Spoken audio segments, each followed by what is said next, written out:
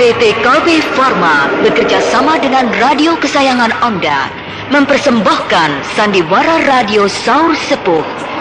Produksi Harafana Records.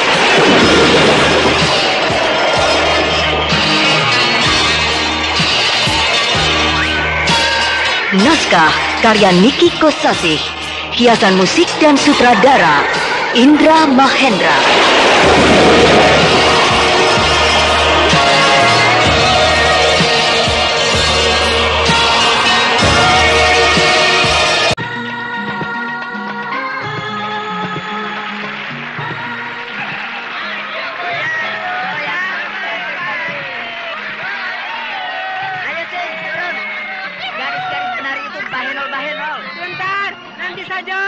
Jangan kalah sama Pak Tuyul. Sudah tua begitu, tapi paling bersemangat. Dari tadi dia menari terus, tidak berhenti sambil minum tuak lagi, setengah mabuk dia. Pak Tuyul tua bangka yang berjiwa muda.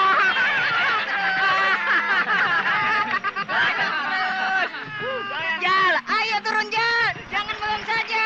Beres tung. Cing, aku turun nih. Aku pilih si Punah, penari ronggeng yang paling bahenol.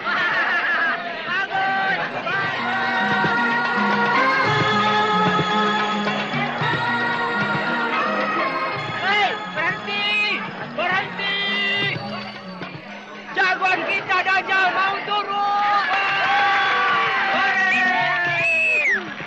Dia pilih penari ronggeng yang paling cakep dan paling bahenol!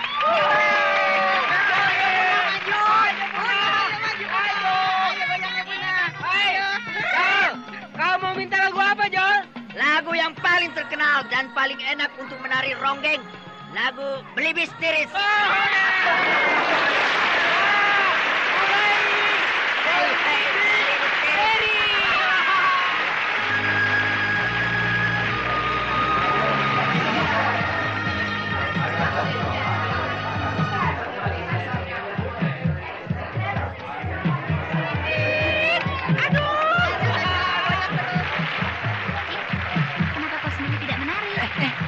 Kau Sule, kenapa kau keluar? Bukankah sedang berjudi di dalam ruangan sana? Bosan, menang terus. Oh ya? Hebat sekali, menang terus. Kepalaku pusing, Cing. Hah? Capek berjudi dari tadi pagi sampai malam. Aku ingin santai, menari ronggeng. Kau bisa menari? Kau pikir aku tidak bisa menari? Siapa di antara para penari ronggeng itu yang paling hebat? Si Punah, itu yang sedang menari dengan si Dajjal. Suruh mereka itu berhenti. Berhenti? Aku mau menari. Yang benar ini? Iya, cepat suruh berhenti. Baik. Hai! Berhenti! Berhenti! Kenapa disuruh berhenti? Aku lagi enak-enak menari, sedang memuncak, dihentikan. Malam ini ada acara yang paling istimewa. Apa itu, Cing? Tamu kita yang terhormat akan ikut menari. Inilah Dewi Suli.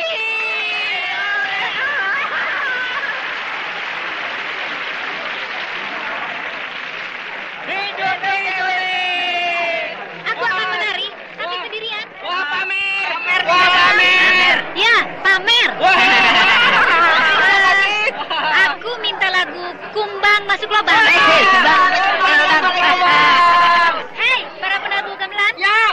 Bisa tidak lagu Kumbang Masuk Lubang? Bisa. Kumbang Bagus. masuk lubang. Bagus. Mulai.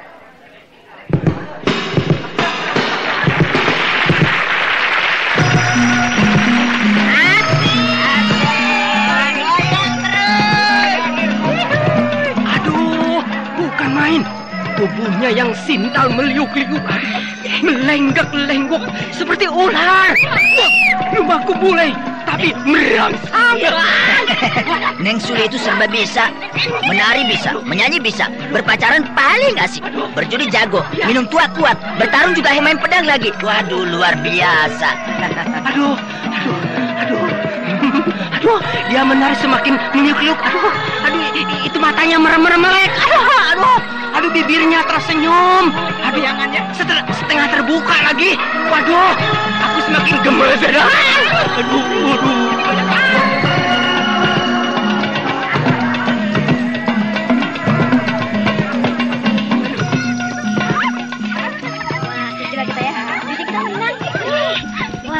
Malam hari ini benar-benar menyenangkan. Hah? Mereka keluar semua. Acara berjudi sudah selesai. Gadis-gadis teman Dewi Suli semuanya keluar. Matanya merah, agak sempoyongan. Ya, mereka setengah mabuk, kebanyakan minum tuak. Hei, lihat, Suli sedang menari. Gila, Suli menari sendirian di tengah-tengah gelanggang. Semua orang terpesona melihat Suli menari. Terpesona atau terangsang? Aku juga mau ikut menari. Aku juga. Gila, kalian semua jadi ikut menari. Lagunya enak. Lagu Kumbang Masuk Lubang.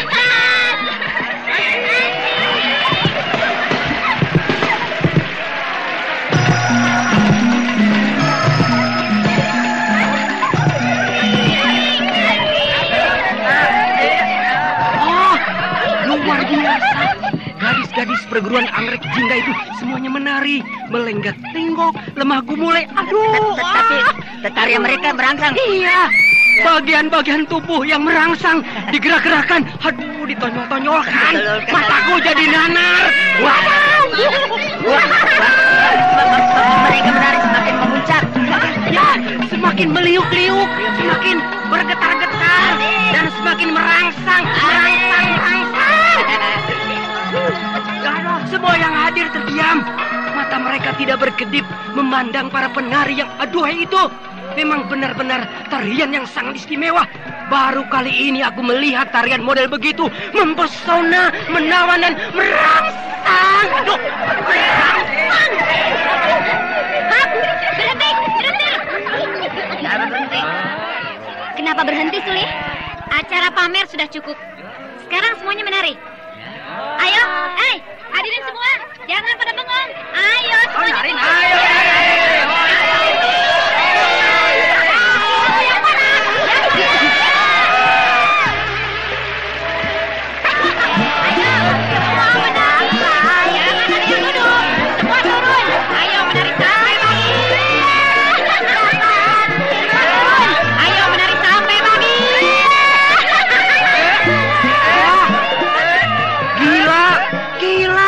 Semuanya menari.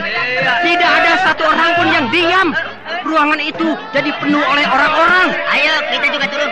Ikut menari dengan mereka. Ayo. Suli! Acing, kau kesini menari dengan aku. Ayo, semuanya mencari pasangan. Hei, jangan rebutan. Semuanya kebagian.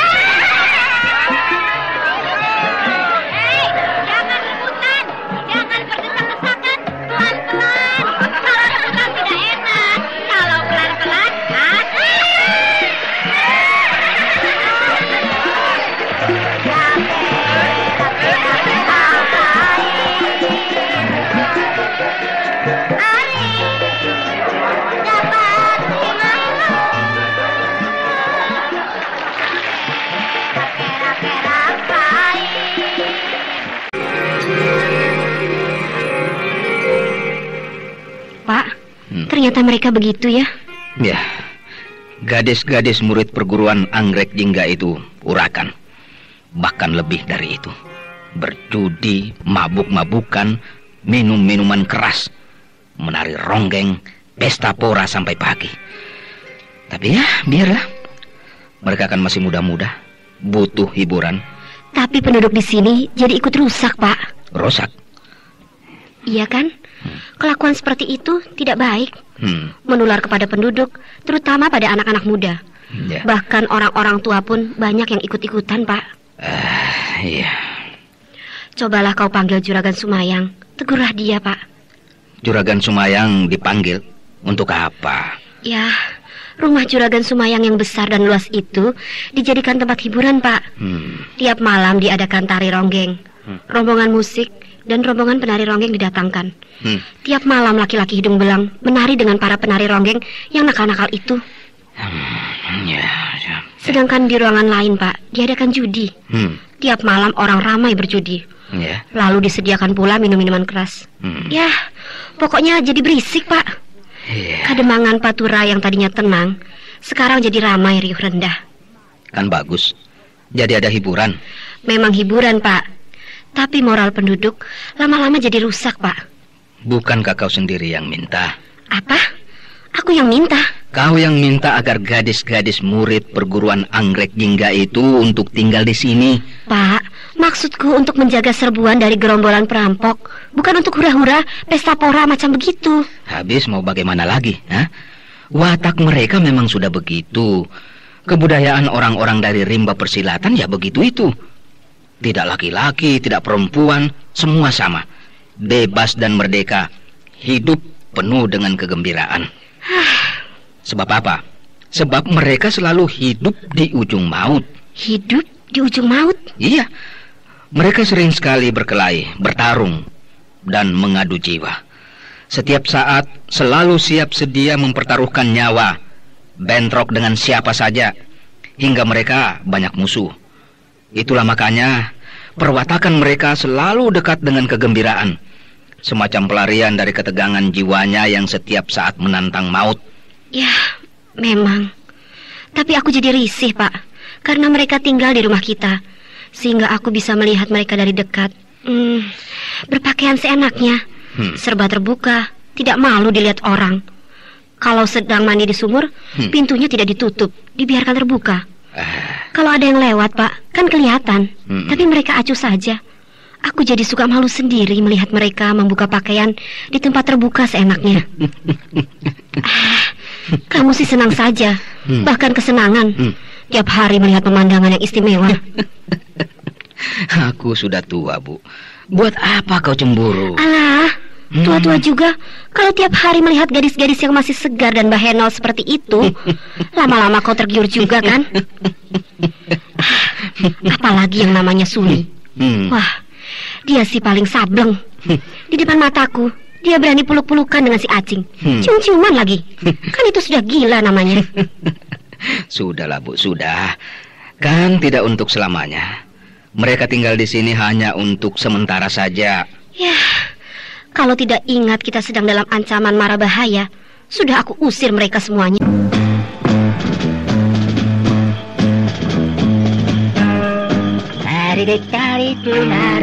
Ajal! Hei, kau Badur. Kau mengganggu si Danti ya? Mengganggu si Danti? Jangan mungkir.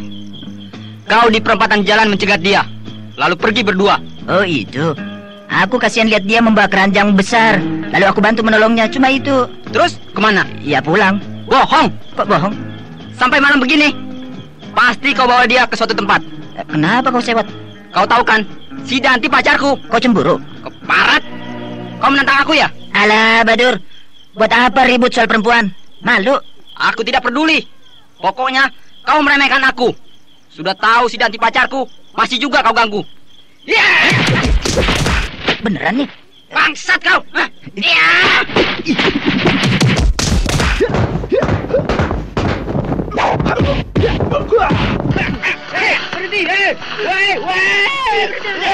Berhenti. Jangan berkelahi. Baik. Aku pisahkan mereka, baik. Waduh. Minggir. Aduh, kena. Aku yang pisahkan mereka. Kau kena. Aduh. Kenapa kan berkelahi? Ini si Dajjal merebut pacarku. Merebut pacar? Iya. Dia mengganggu si Danti. Aku cuma mengantarkan dia pulang, lain tidak. Bohong. Kau bawa Danti ke Pasir Akar. Pacaran di telaga. Pulangnya malam. Ya memang, tapi kan tidak apa-apa. Bangsat kau. Sama teman kau tidak menghargai. Rupanya kalian rebutan perempuan. Apa aku bilang juga, berkelahi rebutan perempuan malu. Tapi harga diriku di mana? Tidak tahu ada di mana. Badur, sejak kapan kau jadi pacar Danti? Sejak datang ke sini. Kau yakin? Aku sering pergi berdua dengan dia ke pasar, ke warung, jalan-jalan kemana saja. baru Ya, aku segitu juga saja kau mengantarkan bilang dia tadi malam. pacar. Iya. Lantas, kau ingin menguasai Danti? Dia sudah jadi milikku. Badur, kasihan. Hah? Banyak. Iya, termasuk aku Danti itu juga. bukan milikmu. Kau juga bukan milik Danti. Dasar. Danti orangnya itu begitu, siapa saja dilayani. Dia bebas dan merdeka, mau pacaran sama siapa saja. Tidak bisa begitu. Kalau satu, ya satu. Kau bisa berkata begitu, tapi kenyataannya Danti tidak. Alah, sudahlah. Buat apa ribut? Sama teman lagi. Lebih baik bersikap bebas. Kan lebih enak. Tidak terikat, tidak pusing, dan tidak makan hati. Iya. Jangan cemburu-cemburuan lah. Gadis-gadis itu kan bebas. Siapa saja mau silakan. Kau menyindir aku ya? Maaf. Sudah. Ayo bubar. Hei, bubar. Ya.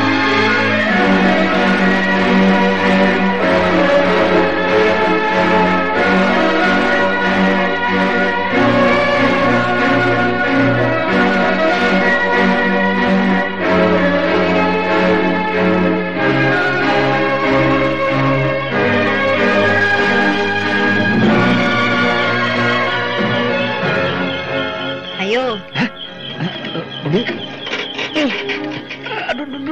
Aduh, ini, lepaskan Bu. Telingaku sakit, lepaskan Bu. Telingamu harus dijewer. Wah, keladi. Tidak tahu diri. Mengintip gadis. Tidak ada loh. Aku tidak ngintip kok. Mau apa malam-malam begini, Pak? Merunduk-runduk di sini. Aku sedang meronda, Bu. Meronda? Meronda apa? Meronda perempuan? Ini kamar tidur gadis-gadis. Iya. Kau celingukan menoleh ke sana kemari, takut ada yang melihat ya? Lalu kau berjongkok, mengintip lewat celah-celah jendela. Apa-apaan itu? Memalukan. Iya. Cengir kayak kuda. Tua bangka tidak tahu diri. Mentang-mentang aku sudah tua ya, sudah peot. Kau mulai melirik perempuan muda. Tidak. Tidak apa? Buktinya, kau sekarang main intip. Aku kan sudah bilang, Pak. Gadis-gadis itu genit-genit. Lama-lama kau juga ikut tergiur. Nah, ternyata perkataanku itu benar kan? Ayo, sudah malam. Jangan ribut-ribut. Kedengaran mereka malu. Biar mereka semuanya dengar.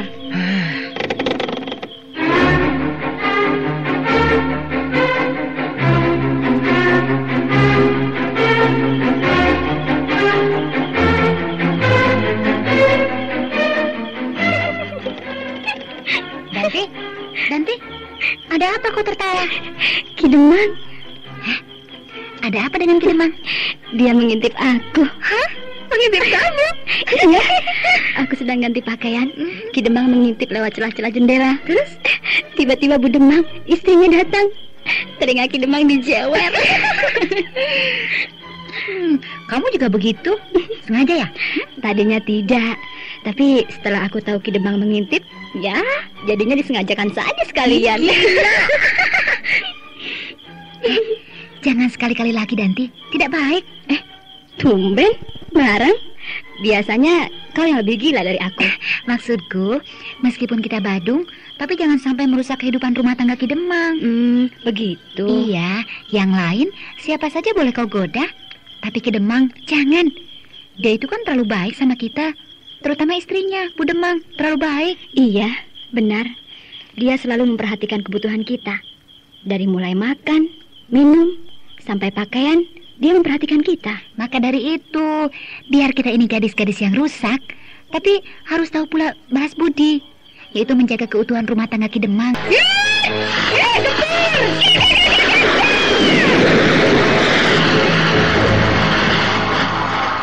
Oh, bagus. Bagaimana, Gandari? Ajian cakar getar yang aku lontarkan ke batu itu dahsyat. Dahsyat sekali. Kau hampir sempurna, benarkah? Kau hampir menyamai Lasmini di dalam mempergunakan ajian cakar getar. Asal rajin berlatih, dalam tempo 3 tahun pasti kau akan sempurna. Mungkin bisa melebihi kehebatan ibumu, Lasmini. Iya, aku harus lebih rajin lagi berlatih. Tapi mengapa hanya ajian cakar getar yang kau perdalam? Maksudmu?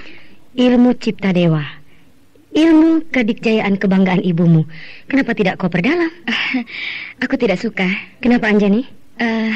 Ilmu bajakan. Ilmu bajakan? Iya, ilmu cipta dewa, ilmu curian. Dicuri dari 3 ilmu kedikjayaan milik orang lain. Oh, mencuri ilmu itu kan sudah biasa. Apapun juga yang namanya mencuri, tidak baik. Memang, tapi... Mending kalau benar. Tapi ini salah semua. Salah semua? Yang menciptakan ilmu cipta dewa adalah guru ibuku. Namanya Nenek Lau. Ya, aku tahu. Lasmini menceritakannya padaku. Entah dengan cara bagaimana dia mencuri ketiga ilmu kedikjayaan tingkat tertinggi itu. Lantas meraciknya dijadikan satu. Akhirnya jadi salah kaprah. Oh, salah kaprah? Iya. Ajian serat jiwa tidak bersifat menyerang, tapi bersifat menunggu. Begitu pula ilmu lampa lumpuh bersifat menunggu. Tapi kenapa semuanya jadi terbalik, menjadi bersifat menyerang? Benarkah Anjani? Bagaimanapun juga akan jauh dari watak aslinya. Sebab yang diambilnya hanya intisarinya saja. Artinya sama sekali tidak lengkap. Nah, bagaimana akan sempurnanya kalau tidak lengkap? Kau tahu dari mana? Dari Tuanku Brahma. Hah? Dari Tuanku Brahma? Iya. Untuk ajian Waringin Sungsang masih bisa ditolong karena bersifat menyerang. Tapi untuk ajian serat jiwa dan ilmu lampa lumpuh menjadi rusak karena terbalik-balik. Aku baru mendengarnya. Itulah makanya ilmu cipta dewa, ilmu andalan ibuku, dan merupakan kebanggaannya. Dengan mudah bisa ditaklukkan oleh ilmu silat biasa, yaitu jurus Sri Gunting. Jurus Sri Gunting? Milik Mantili? Iya. Ketika Tuanku Brahma melihat Lasmini mengeluarkan ilmu cipta dewa, taulah beliau bahwa ilmu cipta dewa bukan perlambang gabungan 3 buah ilmu kedikjayaan tingkat tertinggi yang terkenal itu. Bukan? Kenapa bisa begitu? Ya memang sekilas di dalamnya ada tersirat ajian serat jiwa, ajian Waringin Sungsang, dan ilmu lampa lumpuh. Tapi hanya kulitnya saja, sedangkan isinya menyimpang jauh dari bentuk dan watak aslinya. Oh, aku sama sekali tidak menduga. Itulah makanya Tuanku Brahma menciptakan jurus Sri Gunting, jurus ilmu silat biasa yang sama sekali tidak dilandasi oleh ilmu kedikjayaan. Jadi benar-benar ilmu silat yang murni. Tuanku Brahma benar-benar seorang tokoh yang mumpuni. Dia bisa melihat kelemahan dari sebuah ilmu kedikjayaan tingkat tinggi. Ilmu cipta dewa yang sangat ditakuti dengan mudah dapat dikalahkan oleh ilmu silat biasa. Nah, itulah makanya aku tidak tertarik untuk mempelajari ilmu cipta dewa. Oh, iya. Lebih baik aku memperdalam ajian cakar getar. Karena ajian cakar getar ciptaan ibuku yang asli, yang tidak dipengaruhi oleh ilmu-ilmu atau ajian-ajian yang lain. Meskipun masih jauh dari sempurna, tapi aku bertekad untuk menyempurnakannya. Ajian cakar getar akan aku jadikan ilmu kedikjayaan tertinggi, yang sejajar dengan ajian serat jiwa, ajian Waringin Sungsang, ilmu lampa lumpuh, dan ilmu cipta dewa. Bahkan lebih tinggi dari ilmu cipta dewi milik Garnis.